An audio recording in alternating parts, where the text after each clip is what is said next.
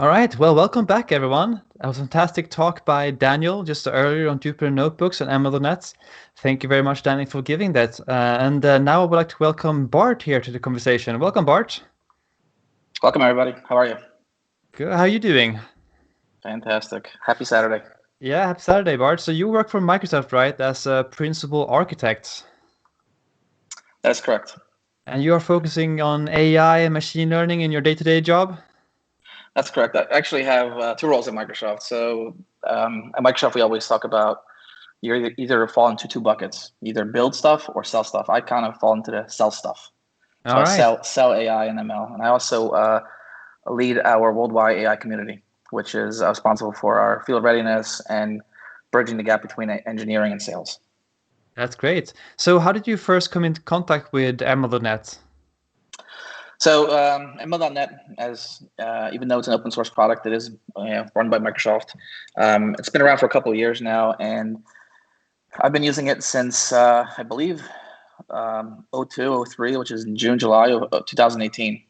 So I've been a C# developer since C# 1.0, and just it was a natural fit for me to take a look at it and see if how can it help me, and it has over the past 2 years has shown tremendous value for myself and my customers.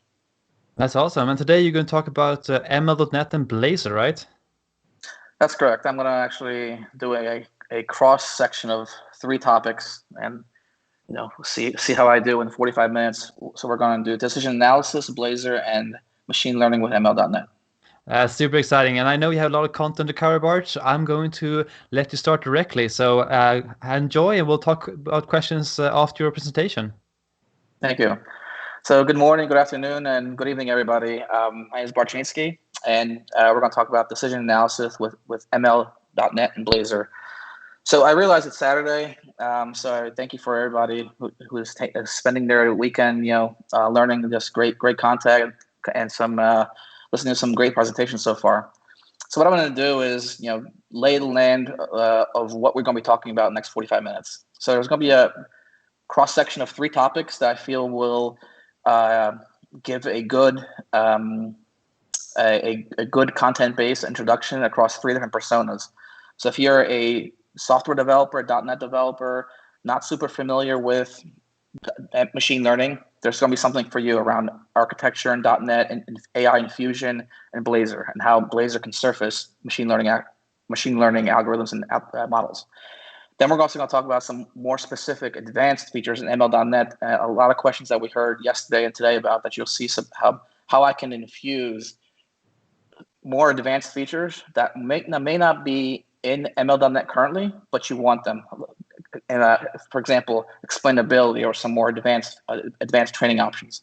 And then finally, we're going to be rounding this all up in the context of decision analysis. So if you are non-technical, not a developer, not in the machine learning, how can machine learning bring value to you in a business scenario? So this is going to be an advanced machine intelligence conversation that's going to have this round of business topics surrounding it. So let me introduce what a decision is. So basically, to me, a decision is a selection of choices. So choices present themselves every single day to us. So for example, majority of us, before the COVID pandemic, probably drove somewhere, whether it's to work, drove to a park, drove somewhere, drove to a gym, and we made the decision on what route to take. Now we could take this, empirically with our own evidence that we have amassed during our historic times driving the same route over and over. You may look at the time of the day, whether there's construction on the street, whether there is a toll versus not, whether you want to take the scenic route. And these are decisions that a small example of a decision that you make every single day potentially. You can make this decision as an expert. You know the roads that you've taken. You know what roads get you quicker. You know what roads just work. Or you can take it quantitatively, and fire up Bing Maps or Google Maps and say, I want to go from point A to point B. Show me how to do it. Tell me why. Tell me why, because there's traffic patterns here. There's an accident here. There's the traffic jam here. And this is essentially a very small example of a low low stakes decision that we make every single day. So us as humans make these decisions constantly. So what I'm going to talk about is how you can actually take these everyday decisions and potentially augment these with machine learning and take advantage of quantitative analysis systems and be able to now drive more sophisticated analysis, more sophisticated decision-making capabilities with machine learning. So what I'm going to do is actually work bottom up. So this is meant to be an interactive session. So what I'm going to do is I'm going to actually have this demo live, and I'm going to reference to it back and forth. So there's a link here, AKMS/BaseballML Workbench. You should be able to hit that link live.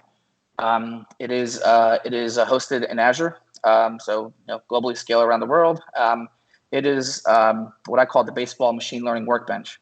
So let's talk about in the three personas that I introduced earlier. So the business scenario here is you're a sports writer that focuses on the sport of baseball, and you basically need a decision system that can assist you with the understanding of the performance of baseball position players. So that's essentially what this is. This is a small little application delivered in a workbench format that allows you to interactively and explore the different decision potentials of baseball players using baseball data. So the software details, this is an ASP.NET Core 3.x application using server-side Blazor. It is containerized with Docker, so it can run locally. And also, what's interesting here is it can actually scale to millions of asynchronous communications using something called SignalR. And it leverages something that was introduced the last couple of days, the prediction engine with scaling. So it has a fluid design for desktop and mobile browsers. So this is a screenshot here on the left you're seeing where how it looks on an iPad or an iPhone. The machine learning details that are inside that are powering this stuff. There is multiple in-memory machine learning models that are loaded in the memory. There is data that is loaded into memory as well. That's a historical baseball data from 1876 to the current 2019 season. So we have almost 144 years of data inside being analyzed for performance. And the machine learning models that have been trained are surfaced using supervised learning, simple binary classification. And basically what it does is it takes the aggregate of the position players' baseball information across their entire careers, and then basically it uses labels as whether the baseball player made it to the Hall of Fame or was on the Hall of Fame ballot. And simple binary classification problem, and then we're going to see how this can be surfaced using what-if analysis as well as decision-making capabilities using machine learning. So what I'm going to go over, I'm going to actually go through the application now, and we're going to talk about the baseball Hall of Fame prediction. So please follow along this slide as I talk through this. I'm not going to cover this slide. I'm not going to read it. I'm going to actually cover it live in the demo of the application. So let's get to it.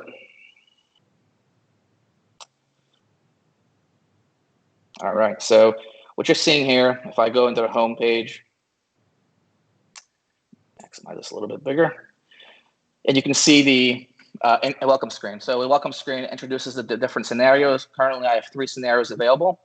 There's a roles engine scenario, a single model scenario, and a multiple model scenario. The about resources here, as I wanted to draw your attention to first. This is my contact information here. This is the core information where you can get the source code, the Docker information. I iteratively update this project once or twice a week. So you get the app when it was last updated. Baseball season obviously is cut short this year, but I update the baseball data with the as it comes in. And also, as we talk about decision analysis, some of the decision theory frameworks, here's when you can actually get some of that information here with these resources here. So let's cover the crux of the application, and we're going to quickly go through the functionality. And then what I'm going to do is allow you to play interactively with this as I'm going through the content, and we'll circle back to it. And so as I'm talking about certain concepts, some advanced concepts, I'm going to refer back to this application. And obviously the link is live. It's going to be live. It's been alive for about a year now, and I plan on maintaining it. So this is going to be around and going forward in the future. So you might get this attempting to reconnect error here. That's a signal R reconnecting. Every single time there's a pause and somebody is every 30 seconds, there's no interactivity that attempts to reconnect. So let's go to the what if rules engine. So the first one is what if analysis using a rules engine. And the rules engine I have materialized here, this very simple rule engine, is the rule of 500. So if you are familiar with American baseball, basically the rule of 500 says that if you're a position player and have attained 500 home runs in your career, you will make the Hall of Fame. So here we have Mike Trout pulled up. Is the default selected option. This is his active. This is his current statistics as of at the end of the season of 2019. So you can see he's got 285 home runs. This is active information. I can do dynamic predictions here based on what if analysis. So I can actually, what I did here is linearly scale the information. Let me reload this real quick. I could actually linearly scale this information per season averages and actually predict, get an understanding of where his season statistics will end up based on how many seasons he'll play. So as I'm moving the slider left and right, you can see the seasons played changes. So I can draw your attention to the bottom of the card, you can see this is interactive and dynamic. Now you can see something's happening here. So as I drag to the right a little bit, it turns green and turns red. So when it turns green, I hit the threshold for 507 home runs. So that rule of 500 threshold is being met. So what's happening here is that once I hit 500, this what if analysis system, this decision support system is telling me that if Mike Trout plays 16 seasons, what if, and based on his average of his performance in his career, he will make the Hall of Fame because we're predicting that the rule says it's over 500. So conversely, if I scroll down, obviously it gets less and more. And here you can actually pick all your players. So every single position player is available here. You can scroll down, sorted by years.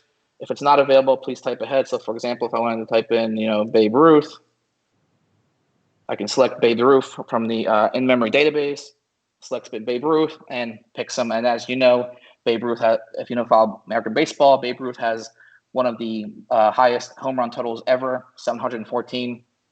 I believe he's third all time.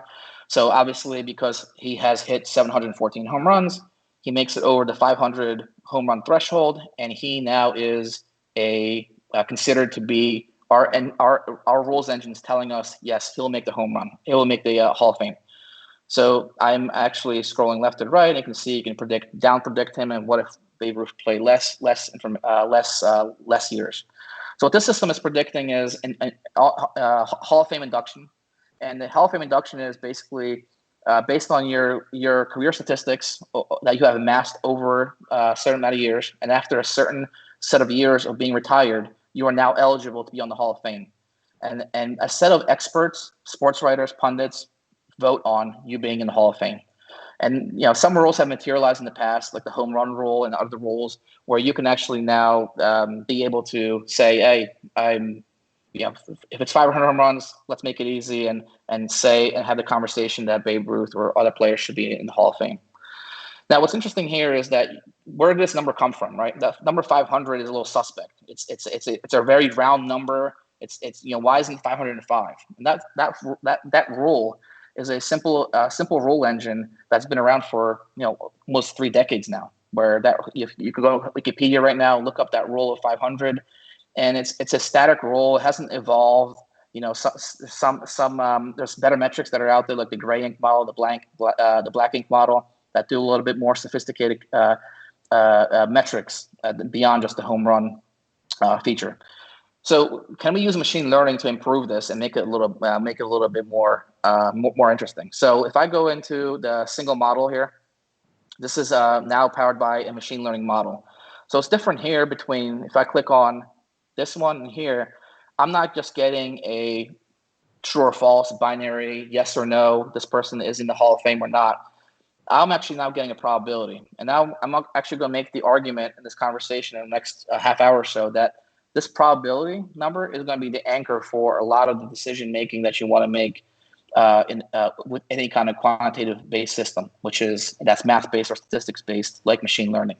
So here now it's still different. Now I'm not just going home runs over 500. Now I'm getting a probability. I'm actually quantifying the uncertainty that that Mike Trout will make the Hall of Fame, will not make the Hall of Fame. I am not just getting a number that I have to hit over 500 home runs, and I get a binary yes or no answer. So this is a monster improvement of this system already by surfacing a probability over just a simple if-else rule. Now, what's interesting is, where did this home run rule come from, right? This home run rule came from a set of experts, these human experts that have in the past just decided, this is a nice round number, make it, let's call it the rule of 500, and it's been around for a while. And let's keep the rule super simple, but it's not really, the predictive power of that rule is not really that great. And what's interesting with the probability is now actually I'm actually having a quantifiable system, decision analysis system that can actually now reduce the uncertainty to a point where I can actually be pretty sure when I see a probability of 0.55, where I can be very, very confident when I see a probability of 100, assuming the models are correct, that this decision is valid or invalid, or how close am I to this decision. And this actually allows you to make not binary decisions, but actually allows you to do something we call decision thresholding. This allows you to get a comfort level with your decision probabilities and give you ranges that you can actually work with. So if you look right now, just for illustration purposes, I start from red at 1 for Mike Trout. And as I slowly slide over and as probabilities kind of go up, you can see it turns orange, turns light green, and obviously then very dark green. So you can actually, with probabilities, you can actually have decision thresholds that you're comfortable with. And obviously this is well understood with precision, recall, and other advanced metrics that can actually give you a better understanding of what those means, confidence interval levels, confidence levels, that you can actually now map out into a level. Whereas before, we did not have a interval. We just had a number that we just said, a magic number for 500 that we had were over or below. And that number came from these human expert systems, humans that decided that, hey, this is what it is. And it has not really stood the test of time. It has not evolved with the data, as it's very biased. This is biased towards hitters that have home run power. It's biased towards players that don't hit a lot of home runs, but maybe get on base a lot and things like that. So it takes us a little further. So I have a simple model that predicts Hall of Fame induction, and I'm going to now draw your attention to this what if multiple models area. So now I have multiple models, and I actually broke the problem and scenario down into 2 parts. Now I'm not only surfacing a probability of Hall of Fame induction, but I'm also surfacing the probability of being on the ballot. So before you actually make it to the Hall of Fame induction, you actually make it on the ballot, and you actually get multiple rounds of being available on the Hall of Fame ballot. If you hit a threshold of 75%, then you make it onto the ballot and you make it into the Hall of Fame and you get officially inducted. So what I've done here is now actually you can use the probability and reduction of uncertainty using statistics and machine learning to actually look at the person's career like this. So now as Mike Trout has played, his probability of being on the ballot is increasing, is valid. His ballot is very, very high that he's making on the ballot. He's not really there yet on the induction, but now as his career will progress, now he's going to actually eventually tick off both boxes.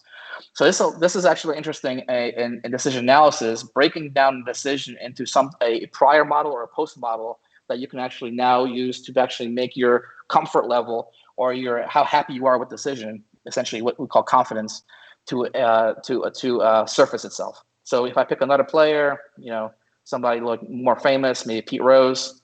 Pete Rose, as you guys know, he's not in the Hall of Fame for a multitude of reasons, but he, based on purely statistics, based on just pure unbiased, machine learning models that are fed historical data from 1876, he should be obviously on the ballot, and he should be on the Hall of Fame. So I surface Pete Rose because this shows you a decision threshold with two probabilities that's actually surfacing a user, an example, an observation. Let me click on. I don't know why it keeps on reconnecting here. But it actually it's surfacing a observation of Pete Rose that actually is not in the Hall of Fame through other reasons. Gambling. He's banned from baseball from gambling, but actually from pure empirical data, statistical data from machine learning and machine learning models and baseball, he clearly should be in the Hall of Fame. So I'm going to pause there. I'm going to let you play with the stuff, play with your favorite baseball player. And I'm actually now going to talk about a little more details of how this was built and how this works, and a little bit more on the decision analysis concepts. So like I said earlier, this is whether you're on your iPad, your iPhone, your desktop browser, you're communicating via Signal R. This is going through Azure App Service, going down into a decision analysis framework powered by machine learning models that run inside Blazor and with machine learning models and ASP.NET Core, and instrumented with App Insights. So this is a very simple sequence diagram that you can look at if you're a .NET developer or you're a software architect, how this was essentially built and what the sequence of events look like. So from the client through the server back down. And so what's interesting is Signal R is actually the one that's actually rendering the delta. So it's actually sending down the delta of the HTML that as the HTML is changing down to the client. So that's why it's really the predictions and the HTML are rendering super fast. And what's really nice about Blazor is that it allowed me to write that entire application in C#. There's not a single line of JavaScript or any additional components, Python, R, or anything like that I had to write to make this work.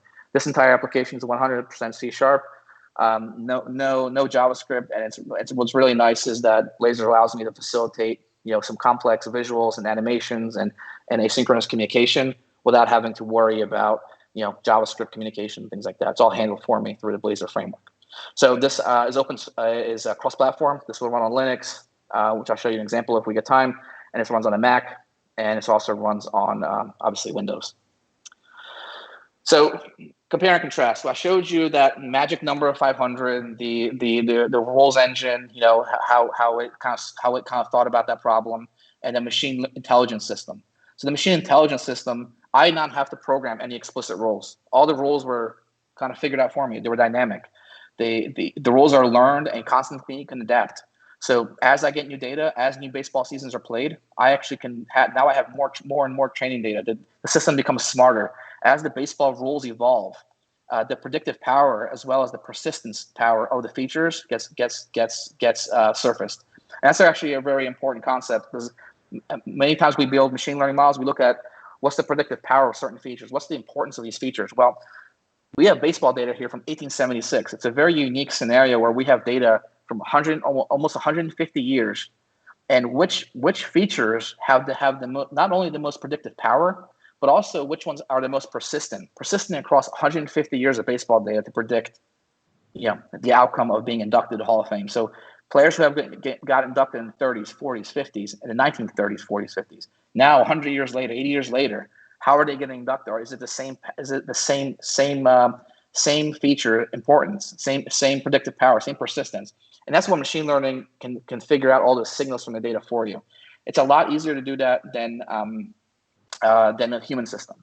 Now, human system, if you look at these expert system, what's expertise, right? If you think about what the definition of expertise is recalling your past information, past experiences, and then being able to articulate them into with knowledge, and then be able to make a decision on it. So it's very similar to that example what I showed you with the car driver, right? If you did not have Bing Maps or Google Maps or Waze or those applications, you would make your decisions based on past experiences. You'll continuously drive the route that you'd have based on how many times in your head have you remember that you think this is the good route, but it actually wouldn't allow you to find new routes, find better routes, find faster routes, find routes that are newer, that are emerging, new roads. And that's what the difference between a rules-based system and a machine intelligence system essentially is.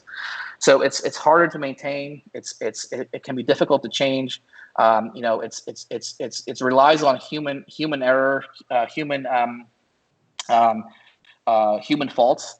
There was a study done by a gentleman called Paul Meehl. He actually took 150 different research studies, and that compared human-based decision systems to simple statistical models. I'm not even talking about machine learning. I'm talking about probabilistic systems, small actuarial systems, Monte Carlo simulations. And he found only 6 studies out of the 150 that showed. Found only 6 systems out of the 150 that actually where the humans were able to perform just as good or even slightly better than what these quantitative systems can do. So basically, the evidence shows us do the math, and it doesn't mean crack open your latest calculus book or algebra. Do the math with machine learning. Let the mathematics and statistics that are powering these machine intelligence systems, let them do that for you. So as I mentioned here, one of the first things about decision analysis, let the decision statements be written for you. So, if you've seen the Titanic data set, for example, something simple here using a single decision tree. That is an example of a generated rules engine with a decision tree powered algorithm using machine learning. So the decision tree family algorithms, AdaBoost, XGBoost, random forest, light GBMs can provide you this kind of inference and understanding of inference using these kind of decision trees. And what's interesting about if you go back to the application, you look at the rules engine and then the model engine. What we're doing here, and what I'm doing here, is saying, you know what? Those expert systems, that expert rule of 500 that was generated by the expert sports systems that's been around for 30 years. I don't want your expertise. I don't trust your expertise. Can I do better? And I'm actually taking that power and putting it into the model, and I'm actually calling my machine learning model the expert. So in this case, my machine learning model is the expert, and I can actually now go ask the model, have the conversation with the model. How did you arrive at this conversation? How did you arrive at this conclusion? How did you make a specific prediction? How are you performing? How are you biased? And this is actually the coolest part, I think, of implementing a decision analysis system using machine learning models as experts, removing the human error, the human overconfidence, the human poor performance, the inconsistencies of human performance, and replacing it with a consistent, expert 24/7, doesn't sleep, doesn't mind working overtime, doesn't mind getting paid, and leveraging your machine learning model as your expert. And these are the examples of questions I can ask him. Your model performance, your performance variance. What are your decision drivers? What is your inputs?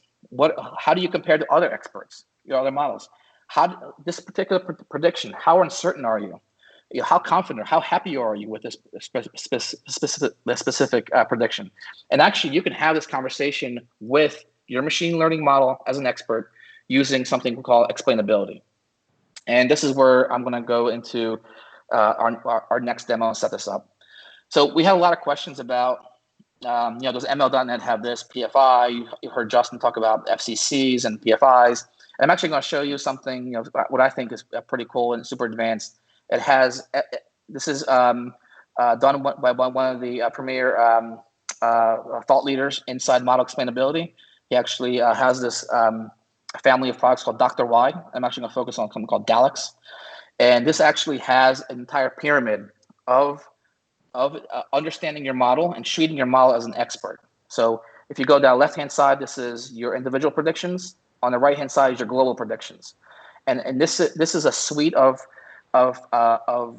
open source predictive and statistical metrics and features that you can actually implement and on top of your models. And what's fantastic about ML.NET, as Luis and Bree articulated yesterday, it is an open source framework. You can do whatever you want with it, and you can host it in a wide set of areas. It's open source, and it gives you a flexibility to do this kind of stuff. And this is what I think want to show you and convey to you as we conclude. So what I have done is encapsulated a set of machine learning models, same ones that you see on the front end Blazor application. It is actually being hosted in Azure Function. And what I'm doing here is actually leveraging R. So we're going to see some R code for a little bit. I know it's an ML.NET talk, but this is pretty cool. You're going to see some R of these R interfaces that allow you to explain your model in a very, very sophisticated way, things that are not really available in commercial software yet. Nothing like this exists. Allow you to flow this through this open source framework of explainability, and being able to have that conversation with your expert, and then leveraging ML.NET, your models that you have built with your model builders, your existing examples that you saw with the great talks today and yesterday, every single thing.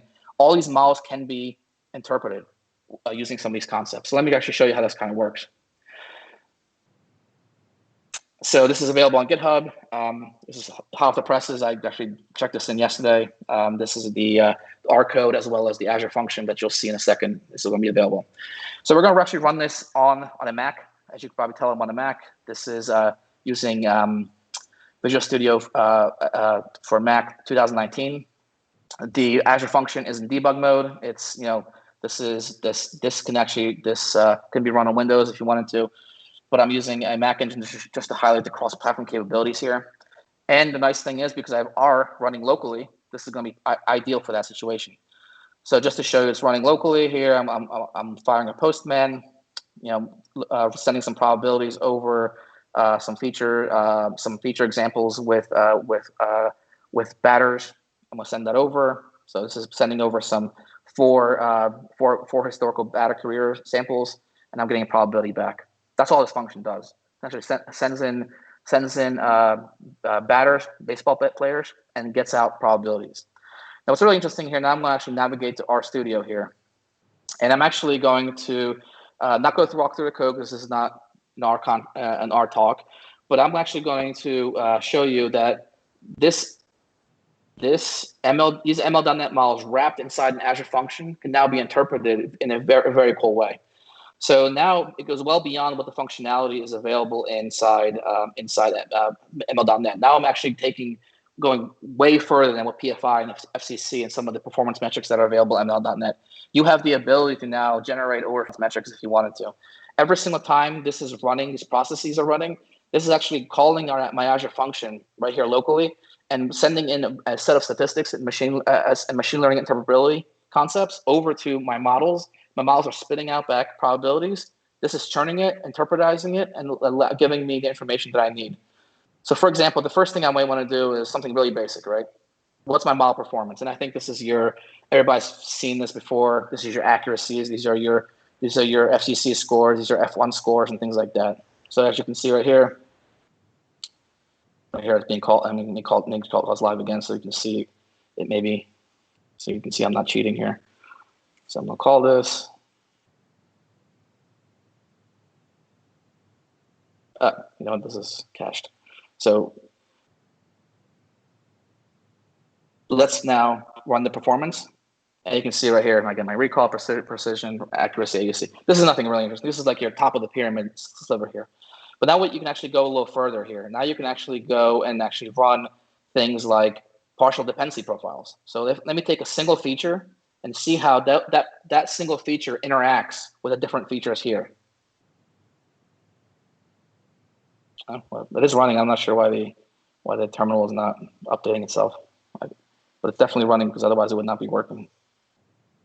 So now what's actually interesting here, now I'm actually getting some sophisticated stuff that does not exist inside ML.NET. I can get a partial dependency profile of a single feature, in this case, total player awards, how it interacts, and what the probability gain and lift is for a particular set of values. So as a player plays, he gains some awards, all-star games, MVPs, triple crowns, silver sluggers. And as these awards materialize, there's a certain predictive power that is associated with that. So actually it starts moving up a little bit, and certain models, I'm using a LightGBM model here. I'm using a GAM as well as a fast tree. And you can see the different models here perform a little differently. Each one has learned something a little different than each other. So this is stuff that you can actually now, you have the data, you can actually plot these, you can actually look at these, and these are interpretations of your ML.NET model. I'm calling into the ML.NET with Azure Functions. So let me go through a little bit other features here. So here I can do partial dependency plots. I can do feature plots. I can do this is a really interesting one here. I want to run this one. This one actually, if you go all the way down towards the bottom of the pyramid, now I can say, okay, I got my performance metrics. I got my how everything how the globally the model works. How are you as an expert compared to other experts? Basically, how are you as a model compared to other models? And what this is actually going to do is take the model, break it down into different cross-section areas, across different features that you have, across the different specific areas that have the highest levels of probability power, and actually then give you a cross-section of your leader model versus your secondary models, and see what areas have the more predictive power. What this means is this allows you now to dissect your system into a smart ensemble, where if you're seeing features for a certain set of criteria, you may want to route it to one sided model. If you see a feature, for example, where total bases and home runs are the most important, you may want to route to another model. And this is essentially what this is going to do. Let me show you this real quick. So this is a funnel plot. And on the right-hand side, I have my my Light GBM on Hall of Fame model. And on the left-hand side is my champion. And then I have my contenders. I have my fast tree and my GAM. And you can see my Light GBM model is actually pretty good across the board. But you can see in certain areas, in certain small cross sections here, and areas where years played is low, where hits are low, where doubles are low, some of the other models are performing a little better. Overall, Light GBM should be used almost exclusively, but for areas where I'm getting small players that don't have many years played, I'm actually getting more predictive, better results, more performance out of other models. So this interpreted my ML.NET models with functionality that's open source, allowing you to do that kind of stuff. And this is what's really neat about this stuff. But let me show you something a little more interesting. So going back to the Mike Trout here. So remember I asked you a question. Well, you can ask global questions. How good is your performance? How good do you compare? How happy you are with the performance that you have done overall? But now you can ask it questions like, I can have a conversation with my expert and say, well, how did you arrive at this 34%? How did you get what's the breakdown of this 34%, right? And you can't really ask a human to quantify that. Like, 4% is this, 2% is this, 20% is this. It would be near impossible for somebody to statistically with significance prove that out to you. With a machine learning model expert, powering your decision analysis systems, you can do that. So let me show you how that looks like. So I'm not going to run this. I'm just going to show you the end result here. So just remember these two numbers, the 34.25. So I'm actually going to show you the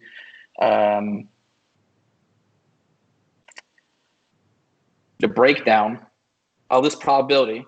So it's 34.2. So this is a breakdown of how my machine learning model, ML.NET model, arrived at this conclusion. So it arrived at this 34.25 prediction by saying, and because Mike Trout's MVPs are 2, he has 13 total player awards, he's got 8 all-star appearances, he has this slugging percentage, blah, blah, blah, and then going through all the 20 different features that have been used to build this model. What's actually super interesting is not only do you get a breakdown of the more important features individual for each this particular prediction, you also get the weight of this prediction. So you can say, if I took out Mike Trout's all his all-star appearances, made it 0, his probability will actually drop 12 points. If I took his runs away, his probability would drop 0.00. Now, obviously, this is a little bit naive because not all as you guys know, this is not these variables are not independent. You can't just do that. You can't just take away hits and have home runs. It wouldn't make any sense. But it actually gives you the interactions and the breakdown factors between these predictive features. And that's why I think this is what's so awesome. This functionality is not currently available across all the ML.NET models. And what this allows you to do is allows you to do black box comparisons. So for example, you can compare your ML.NET model using this technique to a neural network, to a R model, to a IBM Watson or SAS software proprietary models. It allows you to now take ML.NET into the, up the game a little bit, and allows you to bring in functionality that's only been available in these commercial products. There's some really cutting edge stuff in that Daleks framework, which I would recommend highly checking out. There is model drift areas, test train drift. A lot of these questions that were coming up today, bias frameworks. All these things that you normally have to pay 6 figures or 7 figures for to have, you can now actually extend your machine learning.net capabilities that are not there yet using some of these advanced features. So now this expert I can actually say, hey, how did you get this probability? My machine learning model is having a conversation with me, telling me these exact things. Now, obviously, this goes a lot deeper. I actually you can see this is just for one. This is one set of features. Actually, the amount of explainability that I have within just one particular prediction and a global performance, there's actually about 60 of these charts and data points. So you can actually have a very sophisticated rules engine that can actually give you very much comfort into what you're trying to attain and predict. So what I wanted to kind of talk about real quick, I know we only have 4 minutes left. I know I'm speed up real fast here, and I'm actually going to talk about how do real systems actually look like. So I actually had a conversation with the chief data scientist at Facebook here. This is my Facebook profile, my old Facebook profile. It says I work for Microsoft, and I was actually being served Microsoft ads, and I actually asked, the data scientist, you guys are losing money on me. Why would you serve me Microsoft ads? Can't you just do something like this? If I work for Microsoft, do not show me Microsoft ads. I mean, that'd be some pretty obvious statement. The amount of rules that Facebook would have to write for this to happen would be insurmountable. If you have a system that's peppered with these if-else statements all over the place, Facebook would be completely unmaintainable. They made a decision several years ago to use ad serving to be completely autonomous, highly prescriptive, highly hyper personalized to you, completely 100% based on machine intelligence.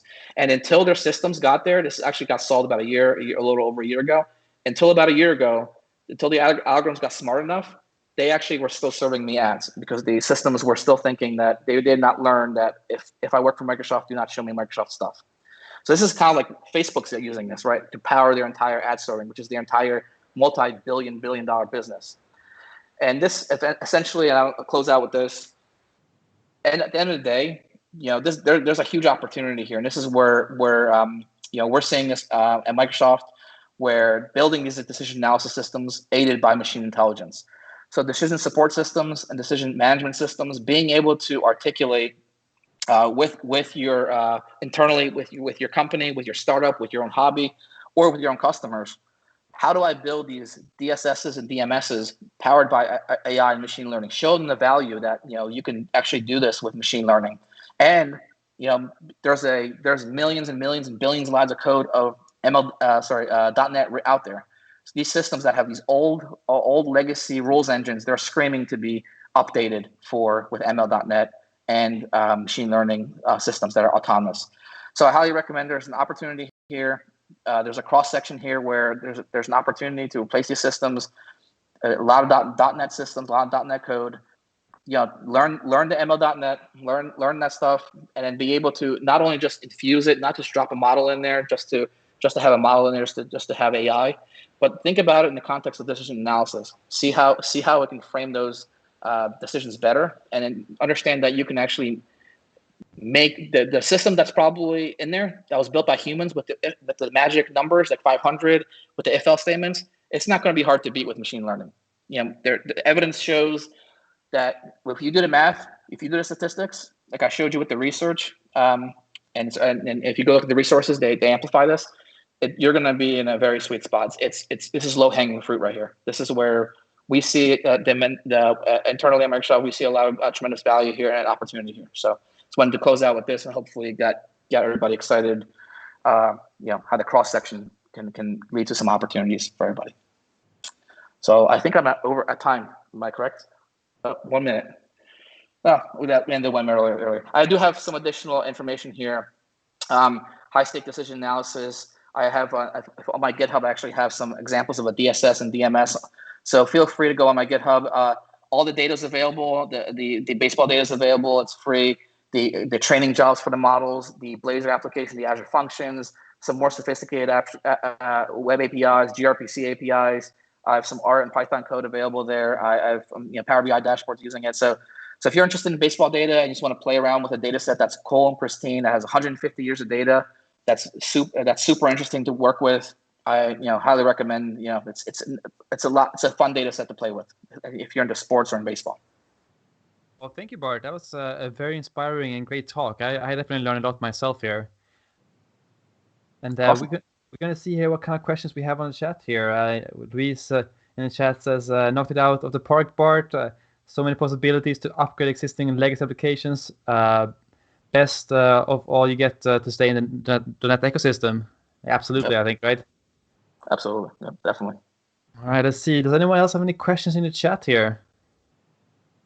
Because one from me here. I guess you work a lot with both R and .NET, right, Bart? That's correct. What do you feel like are some, I guess, differences, or like, do you prefer being more into .NET than .NET, or do you prefer being in R? And what's the pros and cons there? It's a simple decision. I mean, the .NET has been around for 20 years. It's changing rapidly with .NET 5 and .NET 6. So you can actually do cross-platform applications. What runs on Linux, runs on a Mac, obviously, as you guys can see. So you have the entire developer ecosystem where if you want to build your company around .NET, that's the way to go for the software development. Software developers are there. That's where the community is. R is great for the statistics. I would never build a web server in R. I would never build a distributed system in R. R is there for essentially your training, your statistical packages. And I know there's some companies like our studios doing some of the work with hosting Shiny server, but it's really dribs and drabs. I actually look at them as complementary languages, not really competitive. Okay, great. And there's a question on the chat here. Have you ever considered using something like an F# R interop? Yep. Actually, I did a little bit of F# about 10 years ago, 11 years ago. F# is interesting, and it does have the functional aspects and immutability. It allows you to do some interesting things when you're doing a lot of querying and understanding interactions between objects that are dynamic. So if you had a complex system with in machine learning with a lot of quantifiable information like financial information, that's where F# we see a sweet spot for. It's still around. We still have some really big customers that still use F#. But with ML.NET, what's nice about this is you could obviously port that to F#. I don't have any F# examples in the last year or two. I've not worked with it. Okay, great. Another question here on the chat is decision analysis using Power BI powered by ML. What are your thoughts on that? Yeah, absolutely.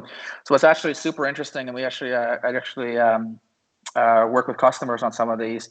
If you work with Power BI, you can there's multiple different ways you can actually architect your serving layer, which is your Power BI layer for this. You can actually build infuse ML.NET jobs in your data factory jobs. So essentially in your data movement and your data analysis, have your inference be there and be persistent inside your Power BI model, or you can actually do it live. So what's really nice, some customers are using Power BI Desktop, building RESTful functions, exposing them as Azure functions, and then they actually have live machine learning predictability in Power BI.